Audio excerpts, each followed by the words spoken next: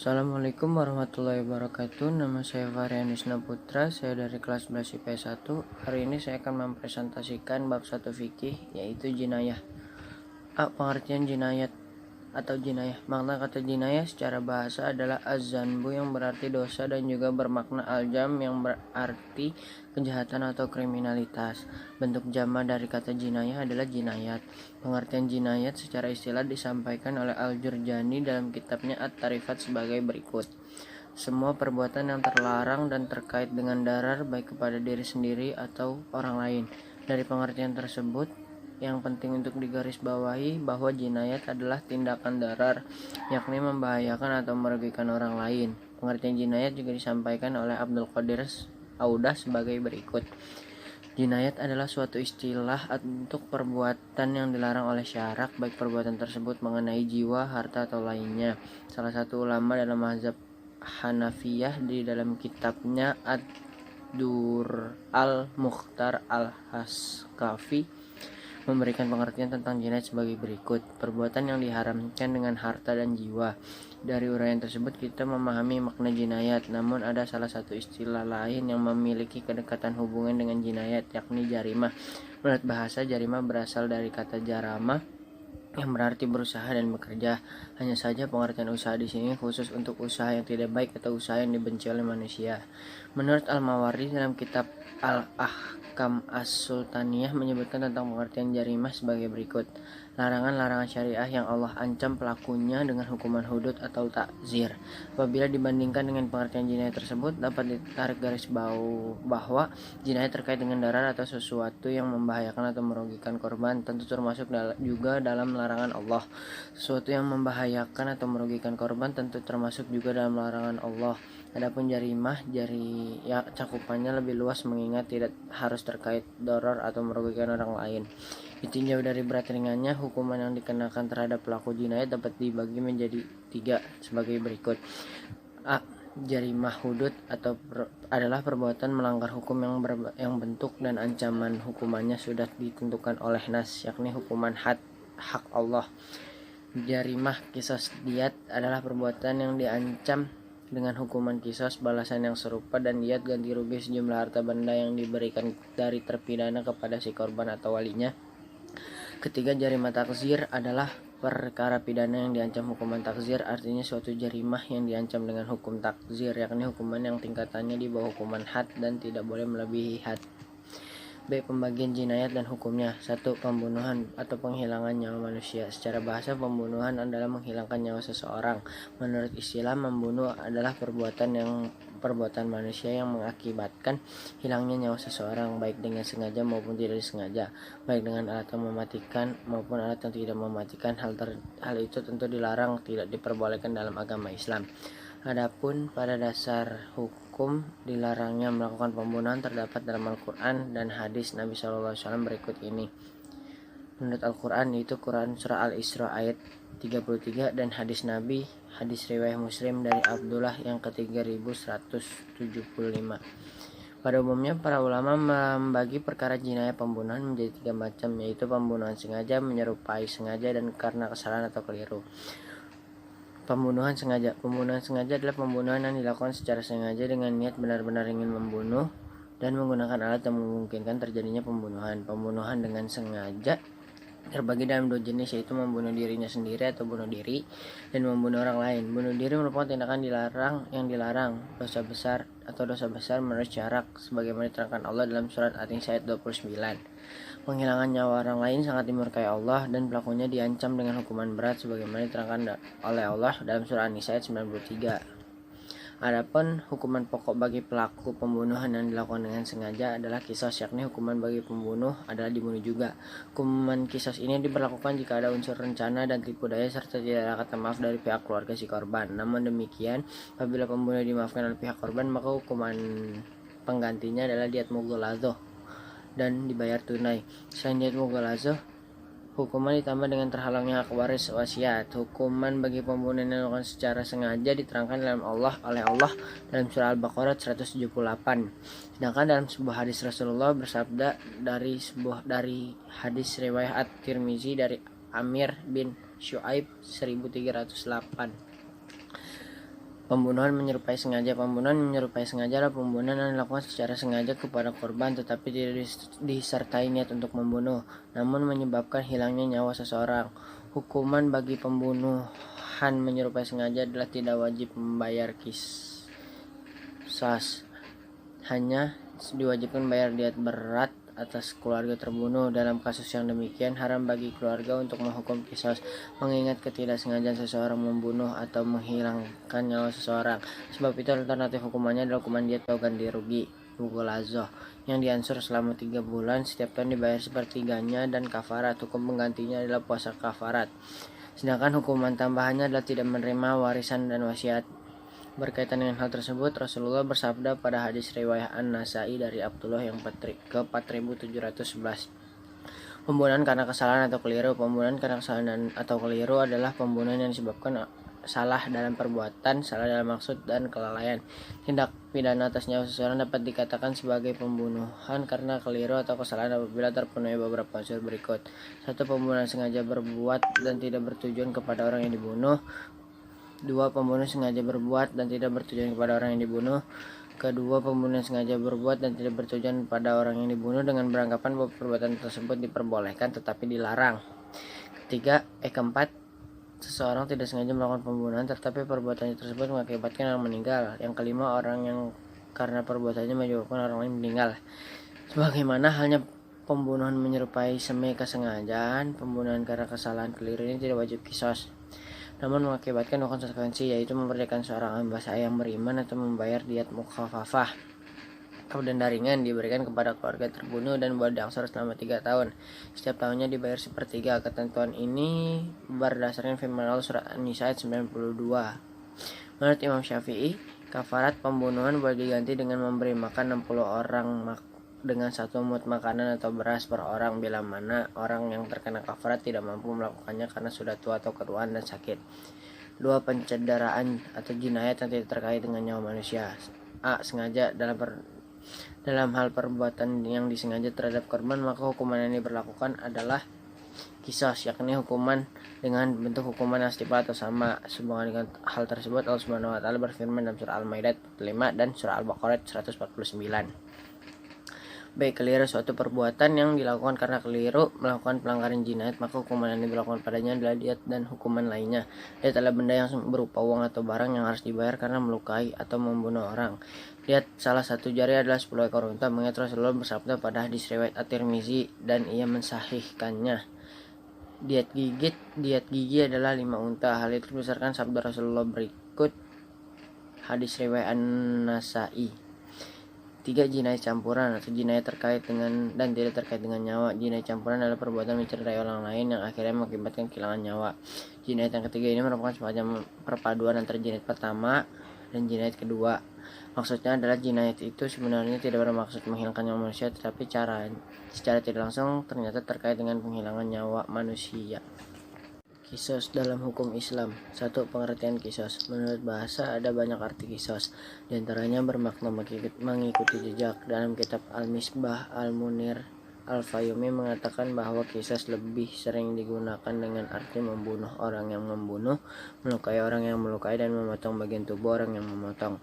Adapun menurut istilah syara, qisas adalah hukuman balasan yang seimbang bagi pelaku pembunuhan, perusakan anggota badan, atau pelaku penghilangan manfaat anggota badan yang dilakukan dengan sengaja. Hal itu sesuai dengan firman Allah Subhanahu wa taala dalam surah Al-Baqarah 178. Jadi, qisas itu bermakna hukuman bagi pelaku kejahatan yang prinsip dasar ditegakkannya berdasarkan kesetaraan bentuk kejahatannya. Prinsipnya membunuh diganti dibunuh, melukai dilukai, merusak dirusak, memotong dipotong. 2. Dasar hukum qisas. Orang yang melakukan tindak kejahatan akan mendapatkan hukuman yang setimpal dengan perbuatannya. Hal itu telah dijelaskan dalam surah Al-Baqarah 178 berikut. Dan dalam sebuah hadis Rasulullah bersabda mengenai pelaksanaan qisas dalam hadis riwayat Muslim 2414. 3. Penyebab hukum qisas.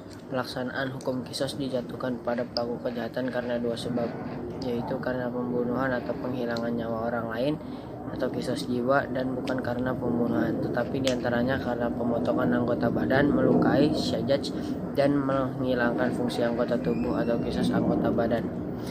A. Kisas pembunuhan atau kisas jiwa. Kisas atas pembunuhan merupakan ketentuan dari Allah Subhanahu wa taala bahwa orang yang membunuh nyawa orang lain hukumannya adalah dibunuh juga. Dari dasar dari ketentuan kisas atas pembunuhan adalah firman Allah Subhanahu wa taala dalam surah Al-Baqarah ayat 178. B. Kisas selain pembunuhan. Karena sebab pembunuhan, hukum kisas diberlakukan juga terhadap kejahatan yang di luar pembunuhan. Hal tersebut sesuai dengan ketentuan yang terdapat dalam surah Al-Maidah ayat 45. Beberapa perbuatan yang termasuk ke dalam kisas pembunuhan atau penghilangan nyawa manusia sebagai berikut: pemotongan, melukai, menghilangkan fungsi anggota tubuh. 4. Beberapa syarat kisas pembunuhan. Yang pertama, pembunuhan seorang mukhalaf sudah balik atau berakal. Kedua, pembunuhan orang tua dari orang yang dibunuh. 3. Jenis pembunuhan adalah pembunuhan disengaja. 4. Orang yang dibunuh terpelihara darahnya, yang berarti bukan orang jahat. Kelima, kesetaraan antara pembunuh dengan korban. Keenam, pembunuhnya merupakan kafir harbi. Kelima, kisas pembunuhan oleh massa. Sekelompok orang bersama-sama melakukan tindak pidana pembunuhan terhadap seseorang, maka mereka terkena hukum kisas. Allah Subhanahu wa taala berfirman dalam surah Al-Isra 33. Berkaitan dengan hal tersebut, dalam sebuah hadis diriwayatkan sebagai berikut. Hadis riwayat Syafi'i. 6. Hikmah ditegakkannya kisas. Pertama, berkurangnya tindak kriminal sehingga menciptakan kehidupan yang damai, tenang, tentram bagi semua. Kedua, memberikan pelajaran kepada kita agar tidak berbuat jahat dan tidak menghilangkan nyawa seseorang tanpa alasan yang dibenarkan ajaran Islam. Ketiga, adanya hukuman kisas diharapkan akan merasa takut dan jera bagi pelaku untuk berbuat kejahatan, membunuh, dan menghilangkan manfaat anggota badan. Keempat, dilaksanakan hukum kisas agar terpeliharanya jiwa dari gangguan pembunuhan. Kelima, hukum kisas menunjukkan adanya penghargaan terhadap harkat dan martabat manusia karena nyawa dibalas dengan nyawa, begitu pula anggota tubuh lainnya dibalas juga. Keenam, hukum kisas mampu mencegah terjadinya permusuhan dan pertumpahan darah sehingga keimanan kedamaian dapat dirasakan. D. Diat dalam hukum Islam. 1. Pengertian diat. Secara bahasa, diat adalah denda yang berat atau ganti rugi akibat pembunuhan. Menurut istilah, diat adalah sejumlah harta yang wajib diberikan oleh pihak pelaku tindak pidana pembunuhan kepada pihak keluarga terbunuh disebabkan pihak keluarga memaafkan. Diat berfungsi sebagai pengganti hukum kisas diterangkan Allah Subhanahu wa taala dalam surah An-Nisa ayat 92. Diat sebagai hukuman dan denda memiliki dua fungsi, yaitu sebagai pencegahan, preventif, dan penanggulangan atau kuratif. 2. Dasar hukum diat. Diat sebagai pengganti hukum kisas didasarkan pada firman Allah Subhanahu wa taala dalam surah Al-Baqarah 178 dan An-Nisa ayat 92. 3. Sebab-sebab diat. 1. Pembunuhan sengaja yang dimaafkan oleh pihak ahli waris terbunuh. Kedua, pembunuh melarikan diri tetapi identitasnya sudah diketahui sehingga diat dibebankan kepada ahli waris. Ketiga, pembunuhan kategori menyerupai sengaja. Keempat, pembunuhan kategori kesalahan atau keliru. Kelima, kisas sulit untuk dilaksanakan. Pembunuh melarikan diri atau identitasnya sulit ditemukan. 4. Macam-macam diat. Pertama, diat atau denda berat atau mughalazah. Diat mughalazah adalah denda yang diwajibkan atas pembunuhan sengaja apabila ahli waris memaafkan, dan denda atas pembunuhan menyerupai tidak sengaja, dan denda atas pembunuhan yang tidak ada unsur-unsur membunuh yang dilakukan di bulan haram, di tempat haram, dan pembunuhan atas diri seseorang yang masih ada hubungan kekeluargaan. Jumlah diat mughalazah harus dibayar adalah 100 ekor unta, terdiri dari 30 ekor hikoh unta betina berumur 3-4 tahun, 30 ekor jazaah atau unta betina berumur 3-4, dan 40 ekor khalifah unta betina yang sedang hamil. Apabila unta tidak didapatkan, diat dapat dibayar dengan uang atau benda lain yang seharga 100 ekor unta. Diat mughalazah diwajibkan bagi pelaku pembunuhan dengan kriteria sebagai berikut. Pertama, pembunuhan sengaja tapi dimaafkan oleh korban. 2. Pembunuhan menyerupai sengaja, membayar diat seharga 100 ekor unta tapi boleh diangsur selama 3 tahun. Ketiga, pembunuhan pada bulan-bulan haram, yaitu bulan Zulqaidah, Zulhijjah, Muharram, dan Rajab. Keempat, peristiwa pembunuhan terjadi di tanah haram atau kota Mekah. Yang kelima, pembunuhan dilakukan oleh orang yang masih mempunyai hubungan keluarga, mahram, radaah, atau musaharah. B. Diat ringan atau mukhafafah. Diat Mukhafafah adalah denda ringan, yakni membayar denda yang berupa 100 ekor unta yang terdiri atas 20 ekor hikoh, 20 ekor jakaah, 20 ekor binta labun atau unta betina yang berumur lebih dari 2 tahun, 20 ekor ibnu labun unta jantan berumur lebih dari 2 tahun, dan 20 ekor binti mukhat unta betina berumur lebih dari 2 tahun. Diyat mukhafafah diwajibkan atas pembunuhan tersalah dibayar oleh keluarga pembunuh dan diangsur selama 3 tahun dengan membayar sepertiganya tiap tahunnya. Diyat mukhafafah diwajibkan bagi pelaku pembunuhan dengan kriteria sebagai berikut.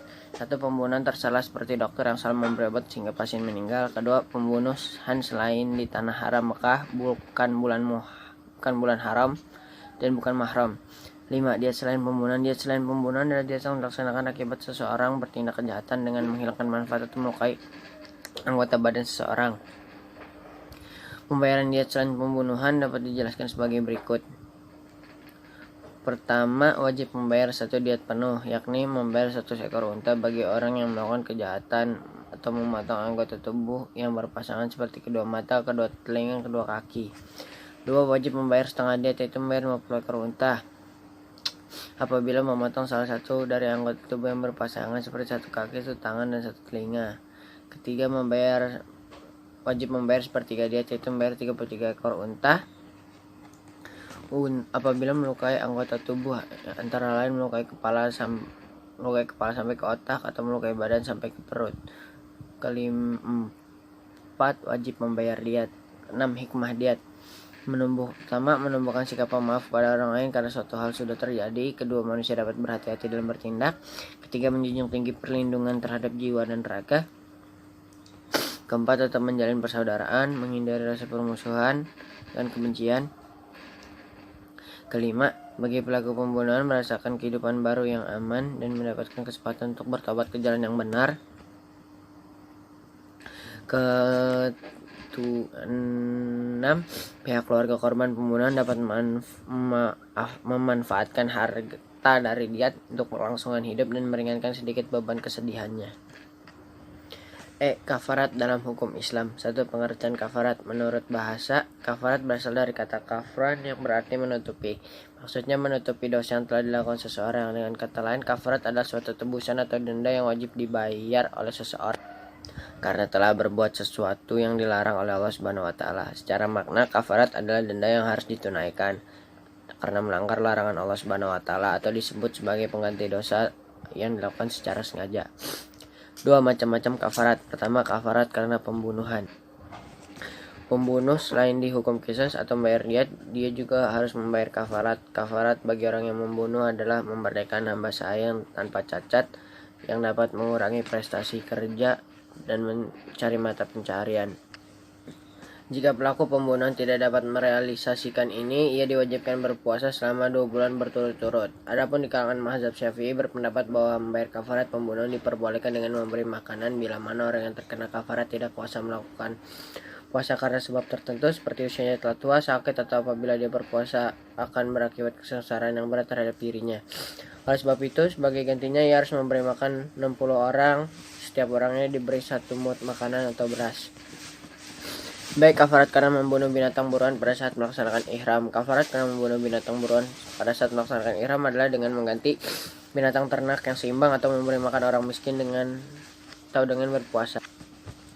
Kafarat karena melanggar sumpah. Jika orang bersumpah dengan menggunakan nama Allah lalu melanggarnya, maka wajib baginya membayar kafarat. Besar kafaratnya adalah memberi makan atau memberi pakaian 10 orang miskin, memberikan seorang budak, atau puasa 3 hari. Kafarat karena zihar. Zihar adalah menyerupakan istri dengan ibu atau ibu suami.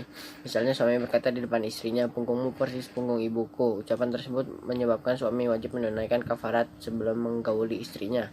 Besar kafaratnya adalah memerdekakan hamba sahaya, berpuasa 2 bulan berturut-turut, atau memberi makan 60 orang miskin. Kafarat karena melakukan hubungan badan suami istri di siang hari pada bulan Ramadan. Besar kafaratnya karena melakukan hubungan badan suami istri pada siang hari di bulan Ramadan adalah sama dengan zihar, yaitu memberikan hamba sahaya, berpuasa 2 bulan berturut-turut, atau memberi makan 60 orang miskin. Kafarat ila. Ila adalah suami yang berjanji tidak menggauli istrinya selama masa tertentu. Kafarat ila sama dengan kafarat melanggar sumpah. 3. Hikmah kafarat pembunuhan. 1. Manusia benar-benar menyesali perbuatan yang keliru karena telah berbuat dosa kepada Allah Subhanahu wa taala dan merugikan sama manusia. Yang kedua, bertobat kepada Allah Subhanahu wa taala dan mendekatkan diri kepadanya dan berhati-hati dalam berkata dan bertindak. Percaya diri dengan diterimanya taubat menyebabkan manusia menjadi tenang. 4. Membangun jiwa untuk hidup bertanggung jawab atas perbuatan yang telah dilakukan. F. Menganalisis ketentuan jinayat dan hikmahnya. 1. Menghargai hak hidup seseorang. Mati dan hidup adalah hak Allah Subhanahu wa taala, sehingga tidak seorang pun dapat dengan mudah membunuh atau mengambil hak hidup seseorang di muka bumi ini. Di dalam Islam, nyawa seseorang saat dihormati, sehingga hilangnya nyawa seseorang dipandang lebih besar daripada hilangnya dunia. Balasan bagi pembunuh tidak lain adalah neraka jahanam. Mereka dikutuk dan dilaknat oleh Allah Subhanahu wa taala. Oleh sebab itu Islam melarang keras atas pembunuhan atau penghilangan nyawa seseorang, apalagi karena alasan-alasan yang tidak dapat dipertanggungjawabkan menurut syariat Islam. Dalam beberapa hadis, Rasulullah SAW banyak menyebutkan tentang betapa tinggi martabat nyawa seseorang di hadapan Allah Subhanahu wa taala. Hadisnya dapat dilihat di PowerPoint berikut. 2. Hukum Islam yang elastis. Hukum Islam pada dasarnya bersifat elastis. Maksudnya adalah hukum Islam ikut berubah sesuai dengan perubahan zaman. Demikian pula hukuman dalam jinayat Islam yang terkait dengan hukuman pembunuhan atau potong tangan akan dapat berubah sesuai dengan ketentuan syarak dan ilat hukum yang menyebabkan dapat berubah. Saat ini terdapat sebagian masyarakat yang masih menganggap bahwa hukum jinayat Islam itu kejam dan tidak manusiawi. Pandangan tersebut boleh dikatakan pandangan keliru, mengingat sebagian besar masyarakat, khususnya Islam, tidak atau belum mengetahui tentang tujuan hukuman dari dalam syariat Islam. Pada dasarnya penghukuman mengandung beragam tujuan syarak yang tujuan utamanya adalah mengedepankan maslahah yang terbaik bagi umat manusia dan simbol dari keimanan yang ketakwaan kepada Allah Subhanahu wa taala. Sehingga tujuan penghukuman syariat Islam dari sudut pandang tujuan pokok adanya penghukuman dalam syariat Islam setidaknya terdapat 3 tujuan, yaitu tujuan pencegahan al-rad wa al-jazar, tujuan perbaikan al-islah, dan tujuan pendidikan al-ta'dib. Menurut seorang ahli fikih Mesir, Asy-Syahid Ustadz Abdul Qadir Audah, seorang pakar hukum dan hakim, seorang pakar dalam bidang fikih, menyatakan bahwa tujuan penghukuman dalam syariat Islam adalah untuk memperbaiki kondisi manusia, menjaga mereka dari kerusakan, mengeluarkan mereka dari kebodohan, menunjukkan mereka dari kesesatan, menghindari mereka dari perbuatan maksiat, dan mengarahkan mereka menjadi manusia yang taat. Syariat hukum Islam pada dasarnya adalah memiliki kesamaan pendiriannya dengan hukum positif dalam menetapkan jarimah atau tindak pidana dan hukumannya, yaitu dari segi tujuannya, baik hukum pidana Islam maupun hukum pidana positif. Keduanya sama-sama bertujuan memelihara kepentingan dan ketentraman masyarakat serta menjamin kelangsungan hidupnya. Manfaat dan hikmah syariat penghukuman Islam adalah memberikan pendidikan kepada orang lain untuk tidak melakukan tindakan serupa. Artinya syariat Islam tidak hanya menghukum pelaku kejahatan, melainkan memiliki tujuan lain, yaitu selain pendidikan juga menjaga mental spiritual, menghormati hak kemanusiaan, memiliki ajaran moralitas, dan menjamin keamanan di tengah masyarakat. Sekian presentasi dari saya, kurang lebihnya mohon maaf. Wassalamualaikum warahmatullahi wabarakatuh.